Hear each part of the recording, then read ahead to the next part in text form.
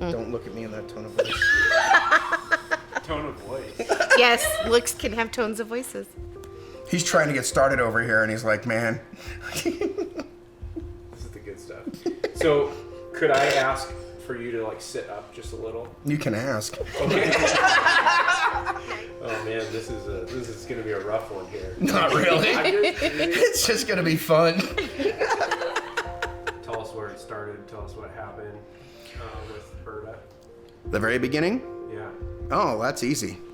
We were cleaning house, and she was cleaning the bathroom, and she tripped on the way out of the bathroom and banged her left arm on a corner of the wall. And we didn't think it was any big deal. And then the next day, she's got this lump on her arm, and about a week after that, the pain's getting worse. Bump hasn't gone down, feels hot to the touch. By that time, Berta is not able to sleep. She's in so much pain. She can't go to school. She's in so much pain. Brandy finally took her to the emergency room. She was so fed up. They took an x-ray, and they didn't like what they saw in the x-ray, so they're the ones that actually did the MRI. And it was 9:36. 9:36 at night on the 14th of January when we got the diagnosis. They said she had cancer. I'm the one crying.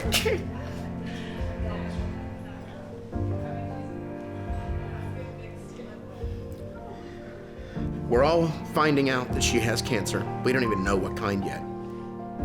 And the one who's actually the most sensible is 13 years old, laying in the bed. The adults are all panicking, falling apart. And she stops everybody and starts giving orders. She says, this is what we're gonna do. She tells her grandfather that he's gonna be the one to drive her up to Spokane to the hospital, and tells Brandy to go pack a bag. She's going with her. It'll be an official year next week. Wednesday next week. Next Wednesday. I think the surgery happened the very next day, and we knew before the end of the week what cancer she had. We get to be here for her and be together as a family and still do the things we like to do. Cooking, listening to music, being out here watching movies. And that's been one of the things that we've been able to do here still is we sit down and cuddle up on the couches, and it's taken a huge burden off my shoulders. I don't know what we would do or how we would do it if we had to stay at a hotel this whole time.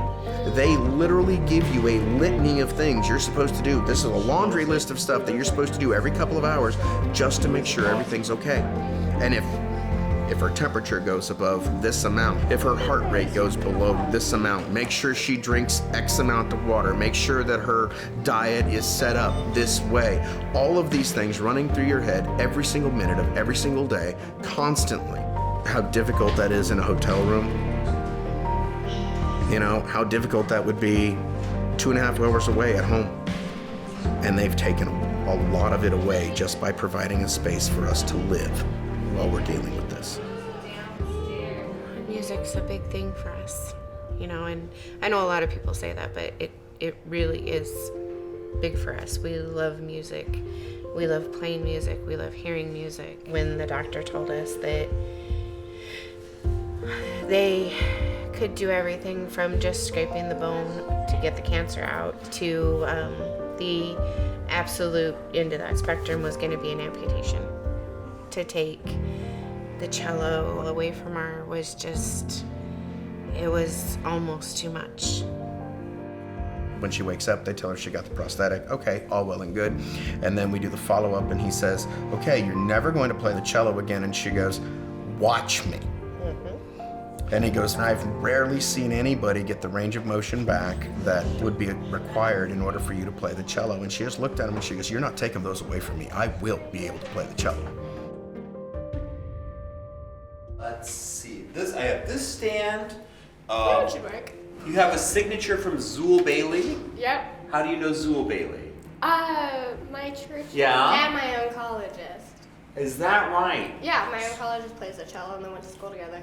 Very nice. So let's do a little bit of the Bach. Let's see what it sounds like. You're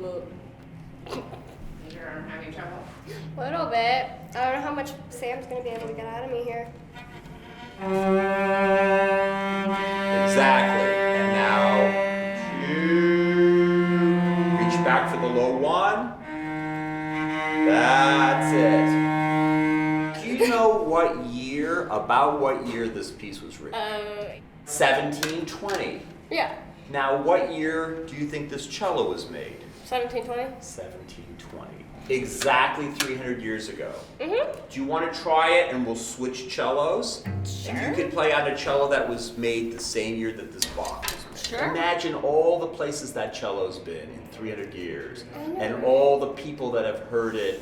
Maybe it was in a That's room with a amazing. famous composer or something. That would be cool. Wouldn't that be cool? Yeah, or Try if cellos could talk. If the cello could talk, you're adding to the history of the cello. You're connecting with history. She is very tough. Berta is a force. There's nothing like her. When she decides that something's going to happen, it happens. She makes people believe that it's going to happen, and because of that, it will happen. Being here is like having a home away from home. You know, you can't say it any other way. It's togetherness. It's being able to support her.